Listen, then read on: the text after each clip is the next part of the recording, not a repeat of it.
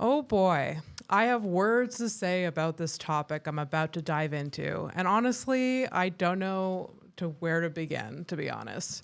Self-destruction has been one of the biggest trends in my life. There are obviously various degrees of self-destruction, and mine looks a lot like, oh, you're feeling bad now? A little bit stressed? Let's make things worse by trying to induce diabetes. In my life, I have self-destructed with food, alcohol, weed, sex, boys, and buying too many scented candles. I'm aware it could be way, way worse. I've kept my jobs, I've finished school, but behind the scenes, I'm a goddamn mess. I've been able to control a lot of these tendencies most of my life, thanks to therapy and my parents funding my therapy for a better portion of my life. I've been able to control them except for very significant times in my life where I dove the fuck into the negative coping mechanisms. I wanted to write about self-destruction because I feel like all of us experience it to a certain extent. When you're at a point in your life when you know you're hurting yourself or leaning away from a good path, you know what's best and what better choices to make, but you don't do those things. You decide to do the things that are harmful or things that will fuck things up. Self-destruction can be so dark, scary, and even when these self-destructive tendencies are small, they can be dark and scary. As I'm sitting here, I am battling a few. I'm a person that loves to not take care of myself. Ugh, it feels so good to treat my body like shit. Eat massive amount of garbage food and drink all the wine and hard seltzers. For years, I had loads of behavior that punished my body and my mind, and I didn't care. These behaviors are easier for me to conceptualize. Eating a well-balanced diet and not drinking a bottle of wine a day is fucking hard. Don't I deserve to take it easy? Other people act this way, and they're fine. My birthday is March 29th, and if you could put two and two together, and you think about the last 2 years that we've experienced, we were all going through some stuff at that time. I was one of my first friends to have a pandemic birthday, and as we all know, they suck. They suck fucking hard. In 2020, I was trying to keep it together for the people around me, but we were all going through a lot. And internally, I was gearing up for a full-blown self-D day. Self-D, that sounds really dirty. I like it. I don't know if it makes it worse or better, but my self-destruction is very planned and meticulous. I know what I want to do, what it all involves, when I want to do it. I stock up on supplies and I schedule a recovery day for days or weeks after. In 2020, I legit took time off work to do this. It was a full-blown production. On the days leading to the 29th, my birthday, I purchased bottles of wine and Prosecco bottles. Plus I was given bottles for my birthday, which, wow. I bought myself not one, but 2 cakes. I loaded my pantry and fridge like I was about to throw a 10-year-old birthday party. Chips, popcorn, candy, ice cream, frozen pizza, so much more. I wanted to satisfy any desire that came up that day and mask all the sad feelings that I was feeling about the world and myself. I also had plans to order from my favorite restaurants. It was a glorious couple of days of drinking straight from the wine bottle and having cake and salty treats in front of me at all times. Of course, that happiness was temporary, and it ended up in me crying for days after. You know what feels fucking great? Eating well and exercising. Who knew? We don't know her. No.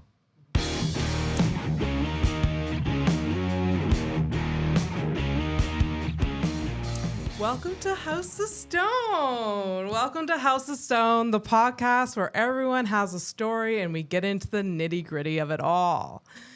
Today, I have my guest, John Cortocois. He's a comedian and storyteller here in Montreal. He's one of my favorite people to watch on stage. He captivates the room with his honest, hilarious innocence. He was named one of Comedy Nest's Rising Stars in 2019, I believe, or 2020. 2020. He has been on the very popular podcast Risk for his storytelling. And he's been part of Zoofest OFFJFL a handful of times. Please welcome John Cortocois. Hi. Oh my gosh. Hi. We're here. How are you? I'm good. How are you? I'm good.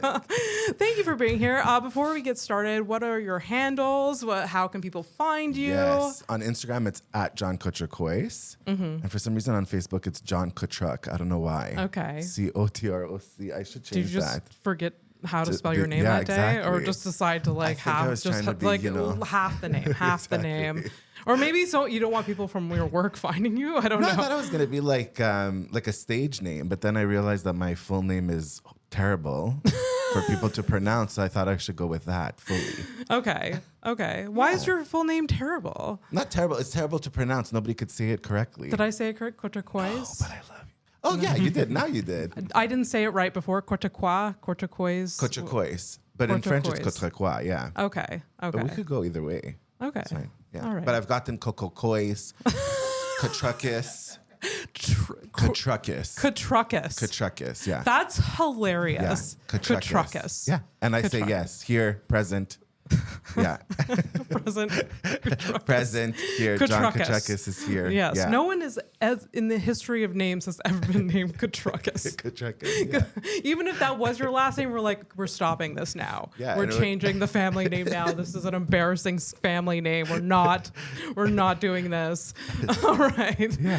I mean, I'm glad I pronounced it at least once properly. No, you did great today. So before we get started and the topic that I talked about, how did you get into comedy and storytelling? Oh my gosh, let's go back. In high school, I wrote. Are we going really that back? Yeah. I want to go. No, I want to know it. Deep I dive. want to know it all. Abby, of let's course. deep dive. Okay, in high school, I was the class clown. Okay. Always getting in trouble, but not like Really? bad, just like talking a lot. I never would have thought that. Yeah, I from was. You. You know what's funny? I don't know.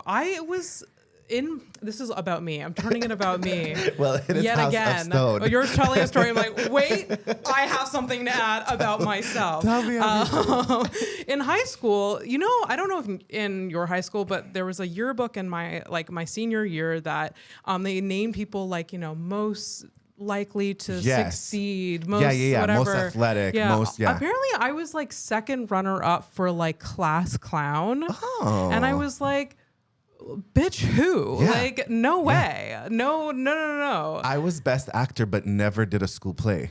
Not one time. There was no school plays. You were nominated best actor, but there was no school plays. Why did they even have that category? No idea. I think because it was dramatic. You were dramatic or something. I think the yearbook never updated their best of, and then I was best actor, but I never acted in my entire life. That is so funny. And because of that, I'm like, well, we need to do a play since I'm best actor. So I wrote the high school play, the end of the year play. Oh my God. Yeah. And did they perform it? Yes, they let me produce it, write it. I didn't star in it.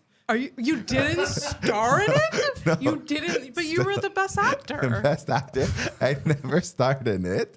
And but I was in drama class, but they never did I wasn't in the Grease of 1999. Do you know what I mean? I wasn't the John Travolta of my graduating year. No, but yeah, so you started writing. That's when I started writing. What was the play about before we move on? The play was called Once Upon a Time. Once Upon a Time. It was so cute, and it's a fairy tale about fairy tales. And John and Julia, brother and sister, get asked by Mother Goose, who has Alzheimer's, to help her fix all of her stories because her evil sister Goosilla took her storybook and mixed up all the stories, and they have until midnight to get everything together. You should have. I don't know what that high school should have. Okay, this person is brilliant. It was fucking it was huge. Brilliant. Let's pave the way. I don't know. Pay for your university. I don't know. Yeah. No. It was huge. And because of that, then what happened was we made so much money because word of mouth and people started hearing it. No, I'm being serious. I'm being serious. It was a high value production. I'm not even joking. So listen to this. So We had no money. My budget was $0. Yeah. So I was very good friends with the teacher that does like economics, whatever. So I'm like, So you they have to made the sew all my, costume. you have to sew all my costumes. Yeah. And she's like, that's perfect because for the whole year. Networking. Yeah, It's I had who like you a know. sweatshop. Yeah. They were like doing all the Yeah. costumes. And then the art teacher, I'm like, you have to do my sets. Yeah. So she did all my sets. We had zero budget, like zero budget. Yeah. And then it was so successful. Yeah, we made so much money that the year after they got like a video projector, they got a camera, they got like this school like invested because of you. Now the theater has to be called John Cortocois. It should be, but it's not. But yeah. They should change it. They should change What it high to John school is Cortocois. this? This is Laurel Hill Academy. Laurel Hill Laurel Academy. Get your shit together, please. Yeah, Thank you we need a very theater much. named after John. Yeah. For sure. But no, I left a legacy. There's still the Yes. bench in the magical forest that's in the office when kids get in trouble. They have to sit on the have to bench sit- that like John and Julia and like Mother Goose sat on for like most of the play. That Oh was my like- God. Yeah. That's hilarious. Yes. That is so. Does any of your family still go to that school? No. Okay. No. Okay. But through I would like just imagine your friends, nieces or brothers and- nephews are like, so like, my uncle made this. No, but recently I was at a dinner and a girl was like, "Oh, if it wasn't for like the high school theater program, I'd be like Yeah. dead." Yeah. Like because she Yeah. was like, going through teen dramas and Yeah, whatever. And I'm yeah. like, "Oh yeah, what school did you go to?" She's like, "Well, it's all because of this play called Once Upon a Time." And I'm like, "I wrote that." She's like, "No, you didn't." I'm Oh like, my "Yes, God. that was me." Oh my But like I'm God. 40 now and I wrote it when I was 16. I don't care. Yeah. It was, But I so it was was more still than like, more than 20 years ago. brag. Yeah, she Yeah. was like, "Wow." She's like, "That was you." She's like, "You kind of saved my high school Yes. life without even knowing." Do you know what I mean? Yeah. Like years later, she was in like grade 7 That's so and she was cool. depressed and she was in the theater program because they had money now, thousands and thousands Oh of my dollars. God. Yeah. Oh my God. That's so cute. I love Yeah. Do you still have a copy of this play? Of Can course, we- I have a copy of the play. And not only do I have a copy of the play, but there's like a part 2 and a part 3 that I've written, but I never did. Can we get the comedians of Montreal to gather and we put a play together for like Fringe? Yes, 110%.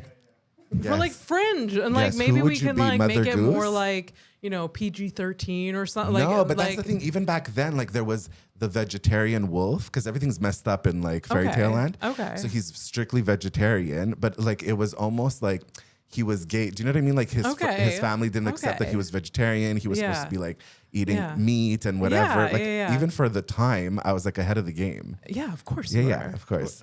Of course you were. Yeah. So that's it. So then after that was 1999. That was 1999. That was 1999. That's wild. I know. What I'm year were you old. born?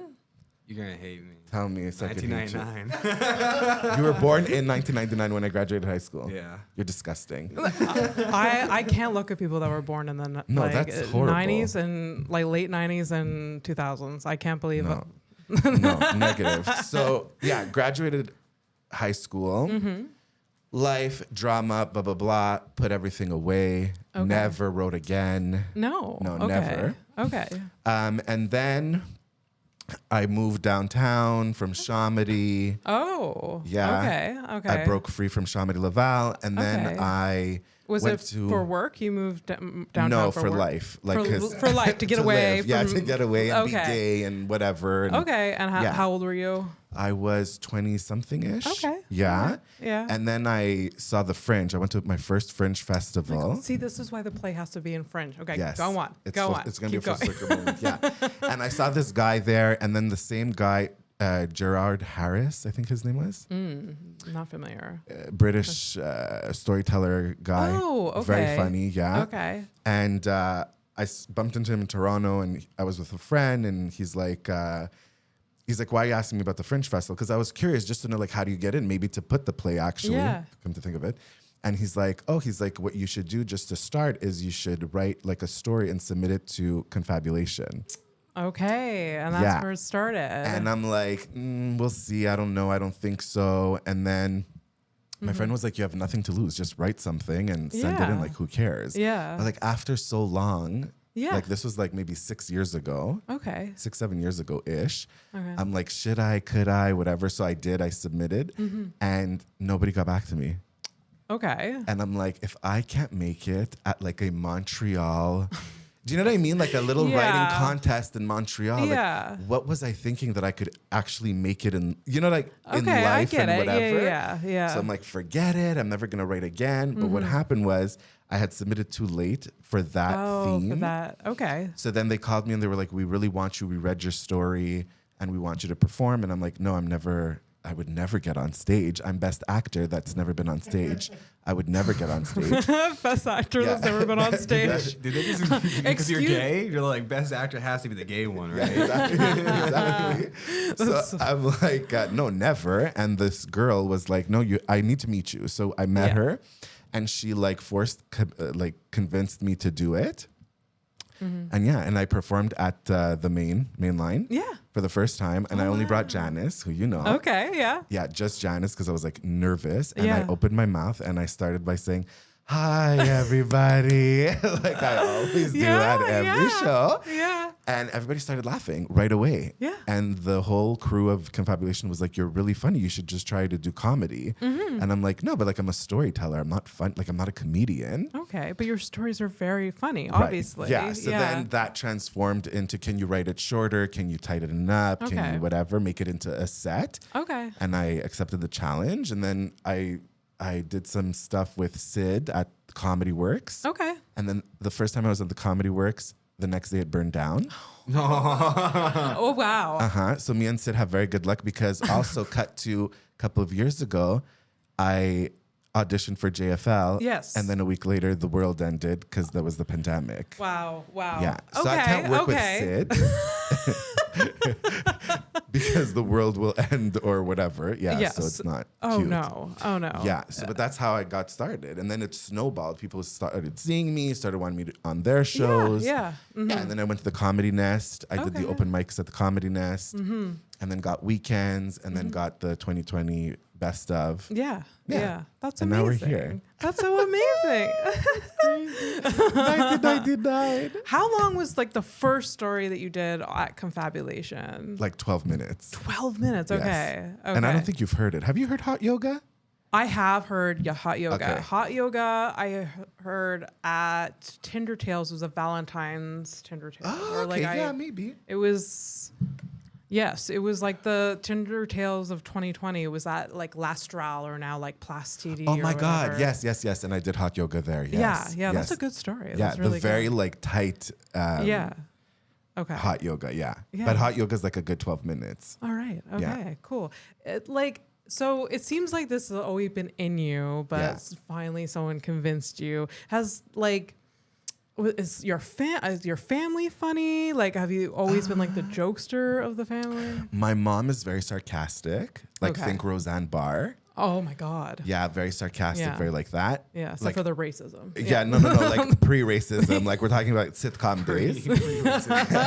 And my dad's very like every time he leaves the house, something happens. Okay. So I learned that type of long Okay. length storytelling from him. Okay. Yeah, okay. and his family too. They're very like in Greece. They're very like one thing happens, we talk about it for like a month, and we try to perfect it in how we're gonna say it to each other. And Yeah. you know what I Okay. mean, and up it. You know what I Okay. mean. So my whole family's like that. We've always tried to All make right. each other laugh and up each other's Okay. punchline. Let's say. Okay. And are you the only performer in the family?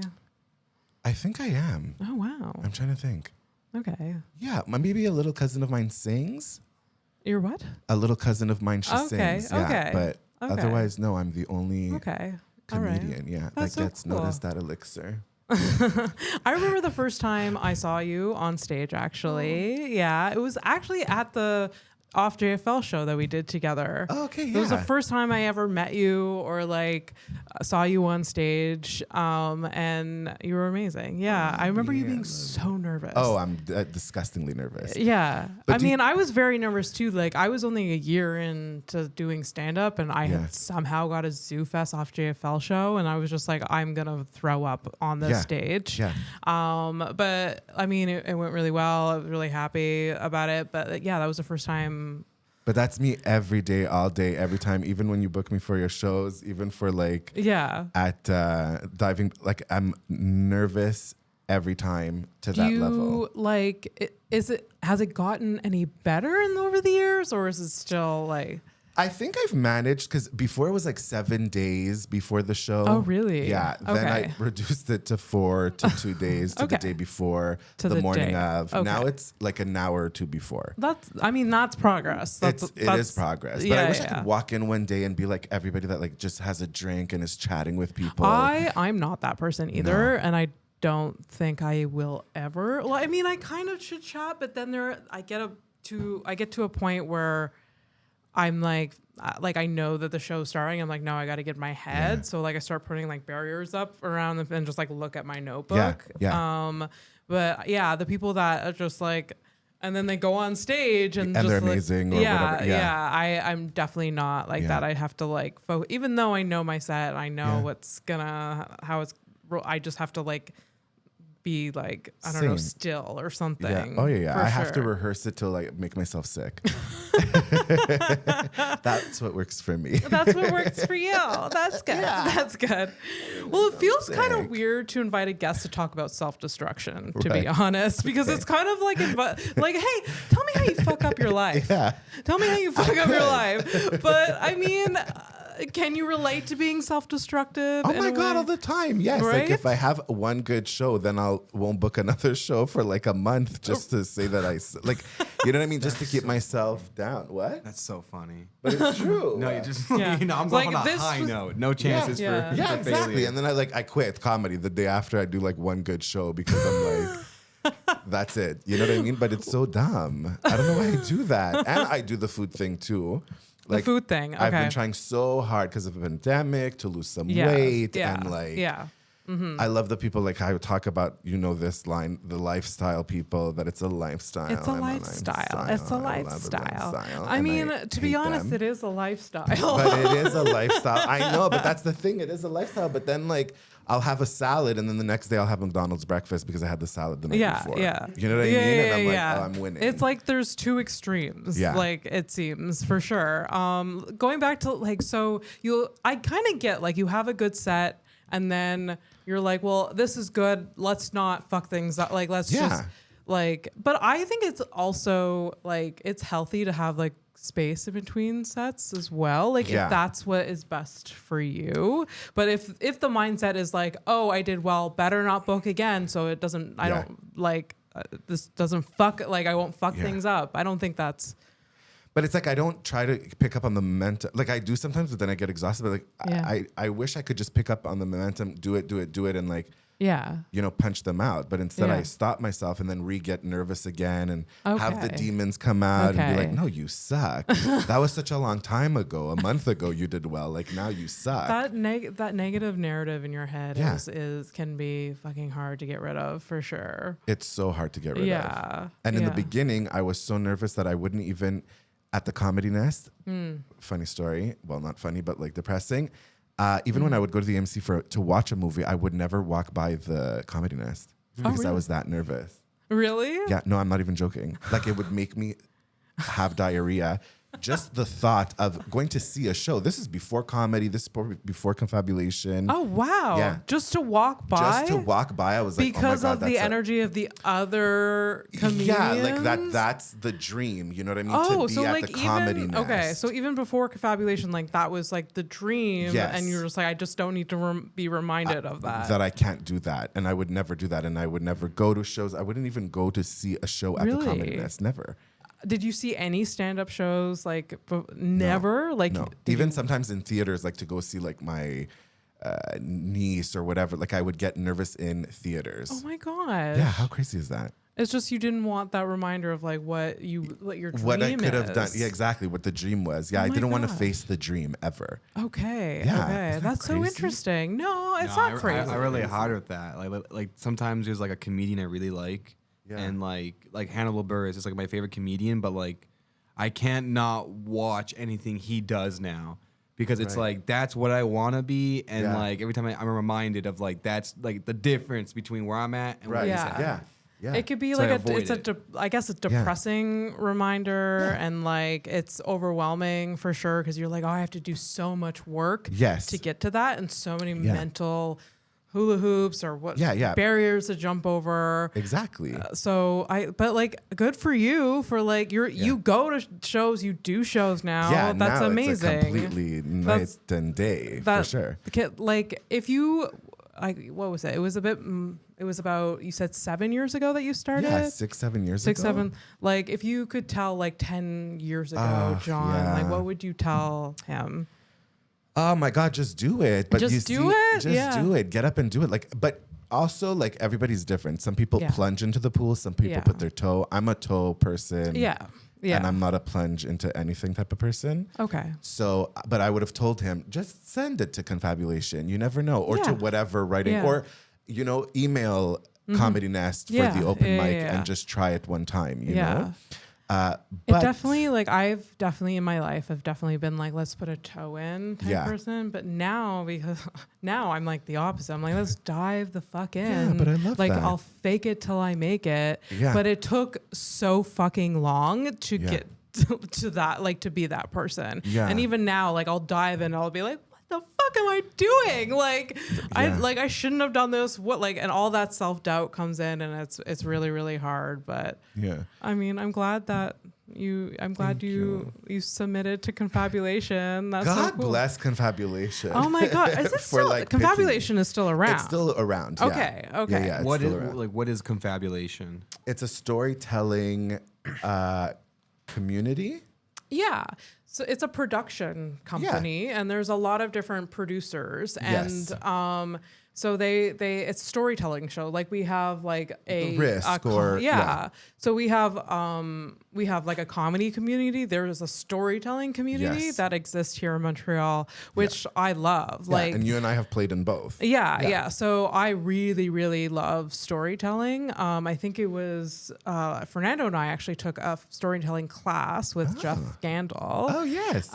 This was Jeff Gandal. Yeah. He was a Dawson. He was my teacher. He wrote a play that was in. Yeah. Yeah. So he used to teach for the Montreal Improv, the storytelling, and then he sort of branched away from that, and he did like independent storytelling classes, also with Nisha Coleman, who was an amazing storyteller. Brilliant. I can't Out even of this world. comprehend her mind. So yes, I guess it was 2019 that we took the class, and it was like a level 1, and it literally it changed my comedy completely, and it changed the way I write, and it gave me like different tools to write. It gave me different, like, even though at the time I've been a stand-up comedian for a few years, it gave me like how to present myself on stage differently.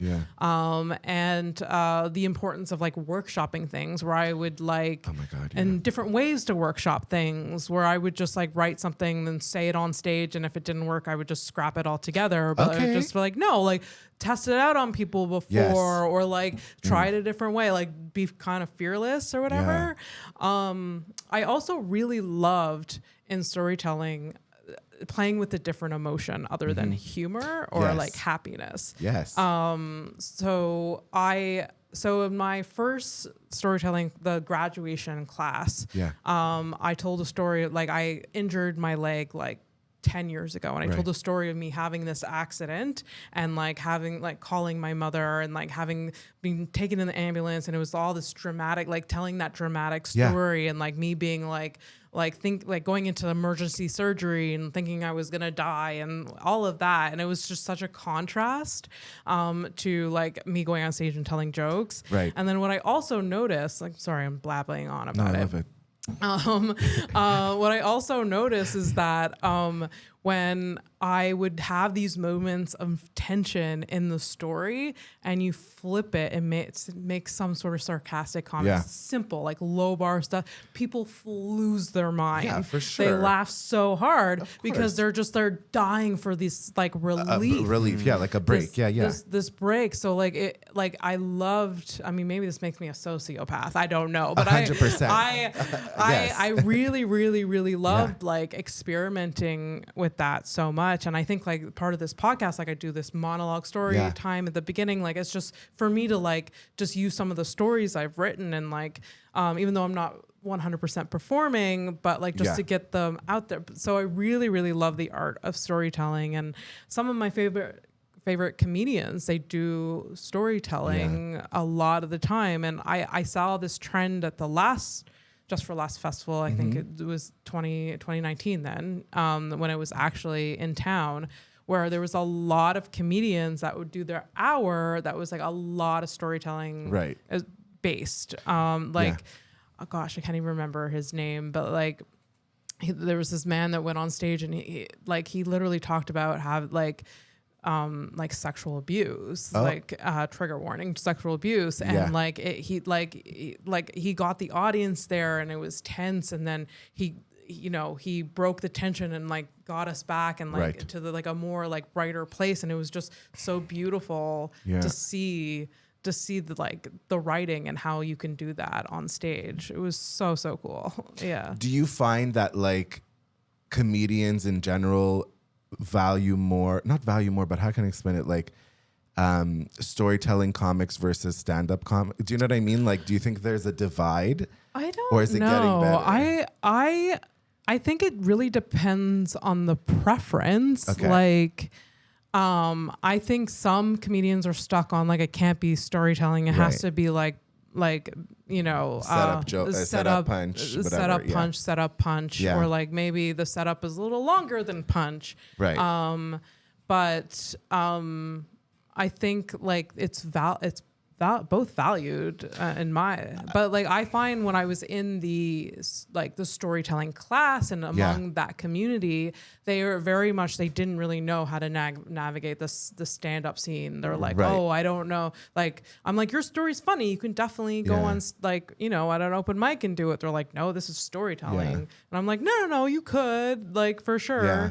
I don't know. What do you think, Zach? Do you think there's a divide? I think there's like, you could tell who's a type of like comic, like there's like some people like Harrison. Yeah. I wouldn't say like he's like not really a storyteller, but you kind of need storytelling elements in all your jokes because they're essentially the same exact thing. Just shorter. Literally just shorter, Mini. right? Yeah. Mm-hmm. So I feel like if you could write a joke, you kind of know how a story goes, but the better you know how to write a story, the better your jokes could be. Yeah. So, yeah, for sure. And also if you want to be a good comic, like you're saying, like people do like hours and they do longer stuff. So like, you're eventually probably going to tell a story, so you should be good at telling stories. And I think that like as a base, foundation. But also just to get big, like people like stories, right? There's like some of the biggest like stand-up comedians are like known because they have one story that they tell and people love hearing it. But like you can't say that for other jokes. Right. Like once you hear like a set of punchline joke, that is almost vanished, you know? Yeah. A story, you're known for your story. That story, you remember the takes story. you somewhere. There's an emotional thing. It's longer, right? So I feel like if you want to be successful, you have to know how to write a story. Yeah. Like people come up to me all the time and they're like, it's a lifestyle. And sometimes I forget it and I'm like, what's a lifestyle? Or recently I was at Musique and I did my hair flip when I'm like, and the bouncer, I went downstairs and the bouncer's like, hey, you. And I was like, what? And he's like, can I get a hair flip? And I'm like, what? And my friend was like, he's it's in your set. Am I and I'm about like, to get punched? Yeah, exactly. I'm like, what are you talking about? And he's like, a hair flip. And I'm like, oh my God. I'm like, yes. Yeah. I'm like, but it's a part of the whole story. Do you know what I mean? But like, it's in the story, like throughout the story, but I don't remember it as a punchline. It's just like a stupidity that I do. Do you know what I mean? Like an off thing. But But he was like, can I get he thought it was the funniest thing. And he was the bouncer that was like just roaming around. I didn't even know he was paying any attention to me. I thought he was going to beat me up. That's so fun. But we have an inn at Musique if you want to go. Oh. He loves me. Oh, that's amazing. Yeah, just do the hair flip at the door. I'm just gonna hair flip the 3 hairs that I have, and I'm gonna get in to Musique. So confabulation is still around. Yes. Yeah.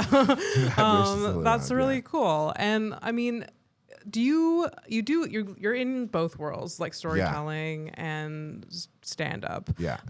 What audience do you like better? Ooh, that's a great question. It's so funny because it really depends not on the genre, like whether it's storytelling, it's just the people. Like okay. And I'm always shocked because I am a gay man. I'm always shocked at like the straight Greek guys or Armenian guys or whatever that start hysterically laughing at my Dr. Meow story. And I'm like, really? Like that's my target audience? Like I thought it would be women from like, 25 to like 45, not like straight guys. Yeah. But there's something. I mean, maybe they identify with having a freakiness.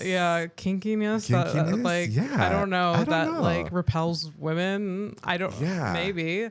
I don't know. But I mean, it's objectively funny also, that story. Like, and it's universal. Like everybody's been on a weird date. Yeah. Like unless you haven't left your house, like you've been on a creepy date. Like somebody. Oh yeah, for sure. Would you say weird. Like I know the joke, audience, like listeners will eventually know the joke. Yeah. But like, is that the weirdest date that you've ever been on, or has there something that's topped that?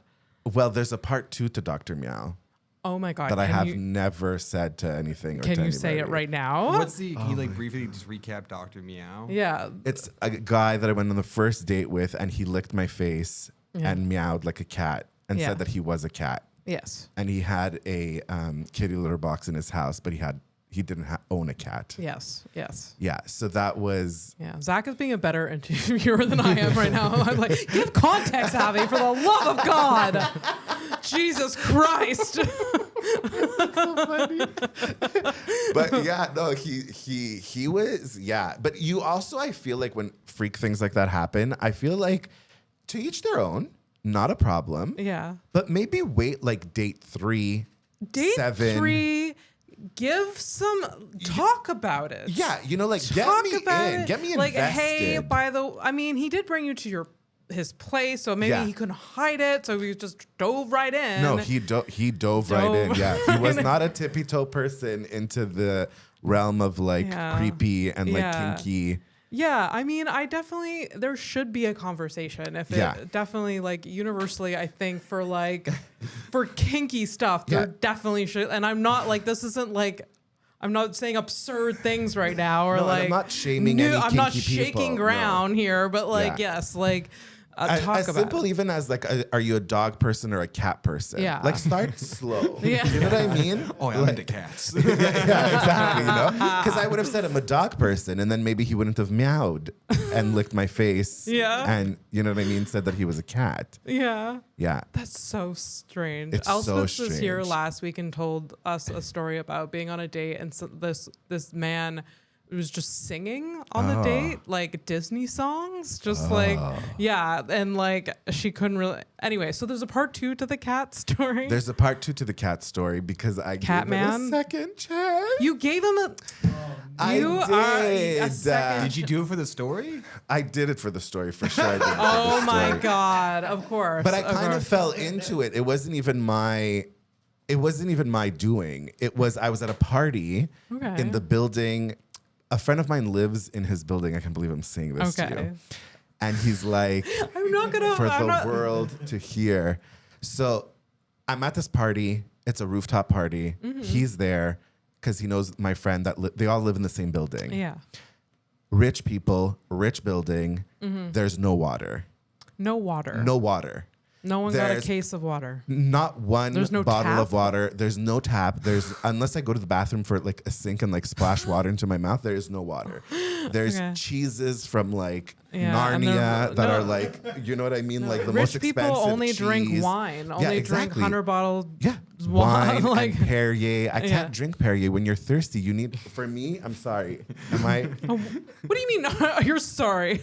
But like Perrier's not refreshing, or am I wrong? No, not at all. I don't know why you're apologizing for having an opinion about what Perrier. You're allowed to have an opinion. I don't want to shame Perrier drinkers. I'm like actively drinking Perrier. Sponsored by Perrier. Yeah, please. No, we love I would Perrier. save so much money. But we love Perrier. But I'm just saying that it doesn't quench your thirst. Yeah, you know what I'm trying to say?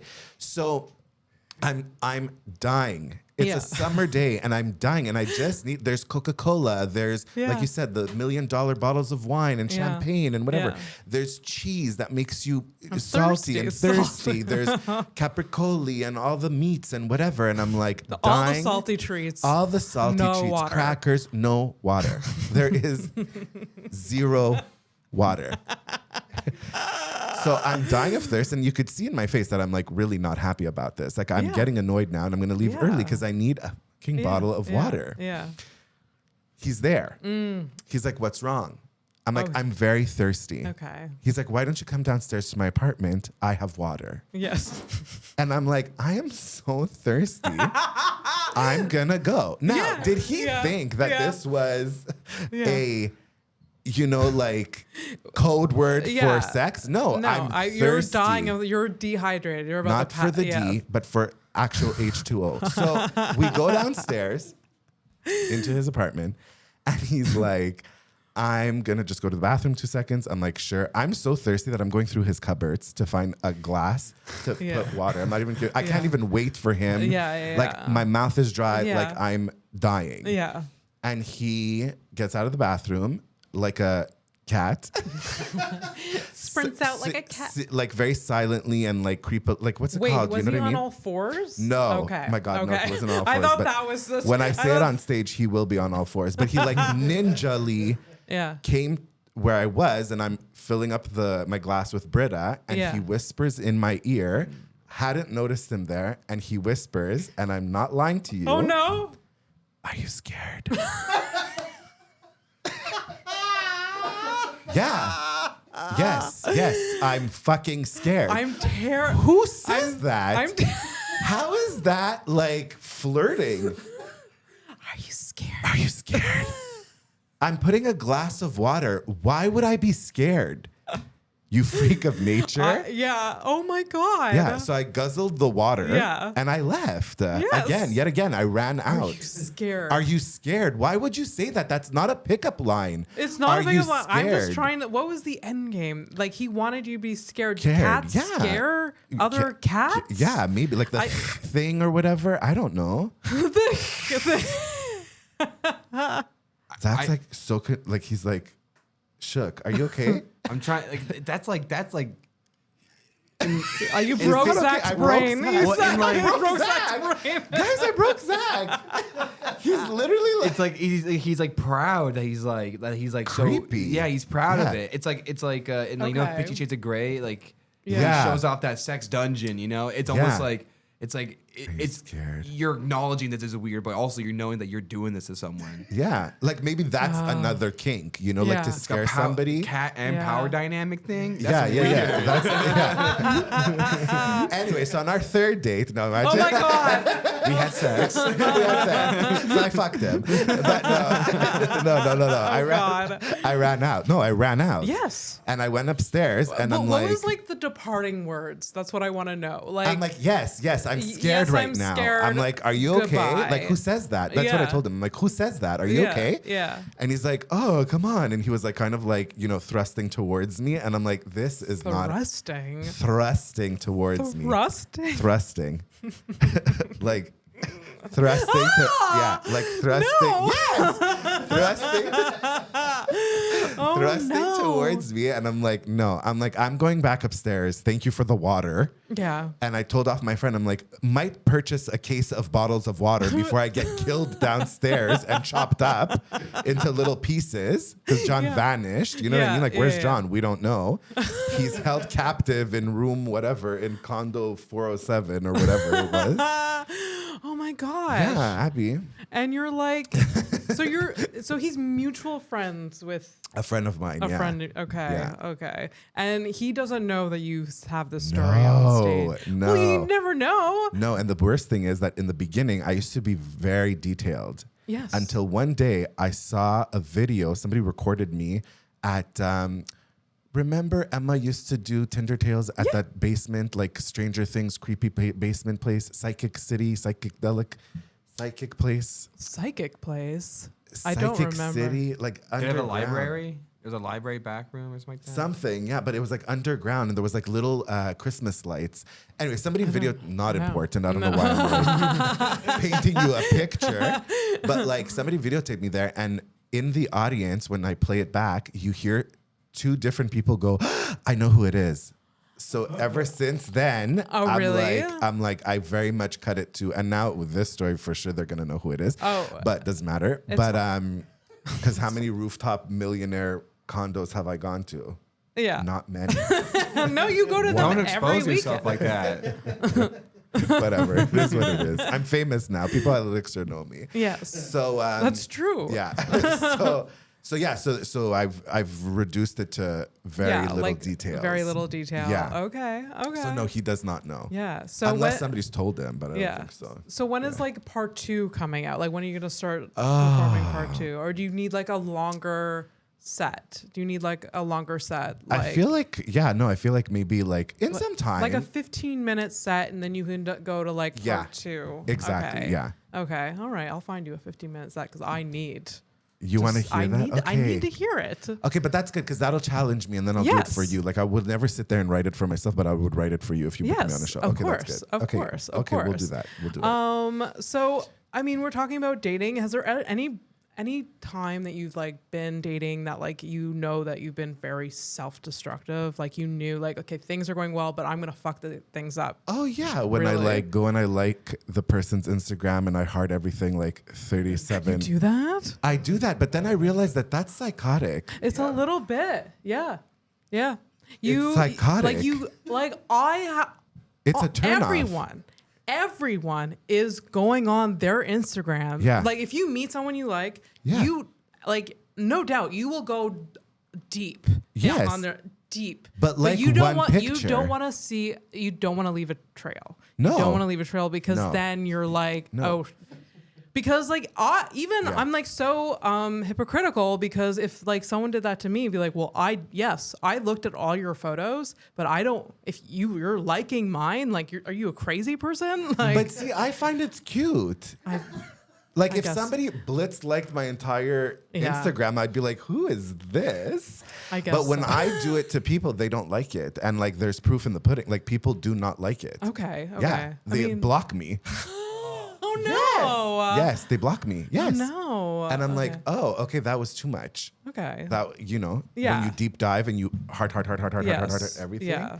Because Yeah. I'm trying to explain to you that like, hi, I'm over here. Pay attention to Yeah. me. I Yeah, like your yeah. pictures. Talk to me. I wish people weren't, to be honest, I wish people weren't as sensitive Yeah. to that because it is endearing, right? Like Yeah. you are expressing interest. Like I find so many people that I seem to be like attract are so like withholding. Right. And just like emotionally unavailable Yeah. or like guarded.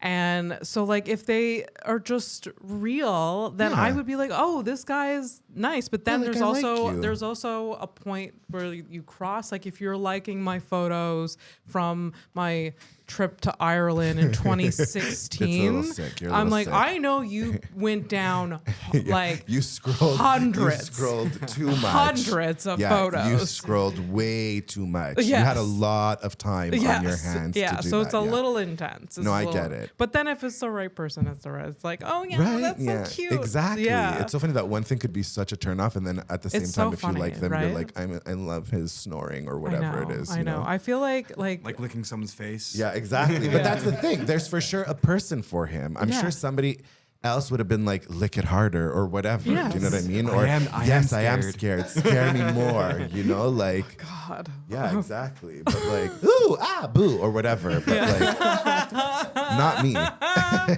Maybe he's looking for the right mouse. I don't know. Yeah, exactly. The- But literally, Yeah. He's looking but for the right his mouse. Mickey. Yeah, The cat exactly. is looking for his mouse. Exactly. He will find it. He will find it. It's weird. It's so weird. It's so wrong. weird. But I mean, good for this person for Yeah. just like, knowing what he likes. Fly your kink flag. Yeah. Go for it. exactly. Yeah, no, absolutely. Exactly. I'm not one. I'm just very not kinky and like, but it's Same. interesting to hear about other people's Yeah. kinks, Anyways, well, we're at the point of the show where I ask my last final questions. Okay. We always end the show with like last few questions, and then we end it. Okay. The end. I mean, I feel like we've already gotten into this, like what inspires your comedy, and it really like, I mean, what inspires your comedy, I'm guessing, is just real life experience, real like life. the rest of us. Yeah, I have to live because that's my stuff, right? It's I live it. I tell Janice. Yeah. I write it. I perfect it, and then I put it on stage. Yes, Yeah. perfect. Yeah, Exactly. And what is your ultimate goal in comedy? What would you like to see your career go? I would love to be at a place in comedy where like it's my actual living. Yeah. Yeah. And I don't mean like a private jet. No. But no. like just private like, jets would be nice though. Yeah, it would be nice. Let's not limit the universe. Let's not limit the private jet money. Yeah, exactly. But no, that's really what I would love. I would, because I really love making people laugh. Yeah. You know that. Like I love, making people cheer up and all that stuff. So I would really love not to be stuck on the phones, call center life. Like, you know what I mean? Like I want to be doing something that I'm actually passionate about full time. Yeah, absolutely. That's the goal. That's the dream. Yeah, absolutely. What is your deepest passion on that note? I think that like making people laugh and like, I love like the words of it all. You know what I mean? Like even on stage, just switching a word here and there to see what gets a bigger laugh and like the art of it. Yeah, right. Exactly. The art of it. Like the structure, the art of it. Like the writing process is my favorite part. Oh, absolutely. Stage for me, I hate it. Yeah. After I'm off stage, I'm happy. But like on stage, if I'm doing well, I'm happy. Yeah. But like that before 30 minutes of nervousness, I hate that part. Like that's not. I think you'll shorten that eventually. I'm sure it'll get easier. I mean, it has for me. I used to like be a person that stared at a wall for like days before. But then it got easier and easier. But I like what you're saying, like the art of it, like the meticulous little details, because that's where the comedy is. It's like those little details. It could be just like taking a pause in between a word that like causes like changes everything. And it's just so freaking magical. I love it so much. Me too. My last question, what is one of the hardest moments in your life? I think it's probably letting go of all those insecurities, the demons, getting off that couch. Yeah. And actually pressing send to confabulation that first time. I think that was the hardest thing that I had to do. Because then after that, everything snowballed, so it was easier and things were coming. Do you know what I mean? But it's that first initial step. Okay. I think with everything, right? Like weight loss, like me too, like for the weight loss, like putting on the running shoes is the first step. You know what I mean? Just put on the fucking running shoes. Just taking, it's to get through those mental barrier, for sure. For sure. What inspires you to take care of yourself? This isn't one of the last questions. Now it's honestly because I find I'm out of breath when I do 15 minutes. Okay. So like I want to keep up with being able to be on stage and do more shows and not be so exhausted and be able to balance like my full-time job with full-time comedy. And I want to look hot at 45. Yeah. Didn't you just have a 40th birthday? Yes, I did have my 40th. You just had your 40th birthday. That's amazing. Happy birthday. Yeah, but that's it. I want to feel good. Like it's time. You will look hot at 40. You look 45. You will look hot at 50. You will look hot at 60. I love you. I mean, Greek people always they're very attractive people. Thank you. I love you. I love you. Thank you so much for being here. Thank you for having me. Oh my gosh, this hour just like flew by. I can't believe it. We're like basically at an hour. I had so much more to talk about. No, it's fine. Okay, it's beautiful. That's like the best part of it. Good. So this has been House of Stone. Thank you all so much. I want to say thank you to our funders, our sponsors, Pantelis Comedy for letting us use the studio and his team, Poseidon, Zach Kicks on the ones and twos, Fernando, the social media whatever manager, whatever guru. I don't know why I said it like that. Social media, whatever. And I want to thank the listeners. Please follow, subscribe, like, and thank you for being here. Thank you. Thank you.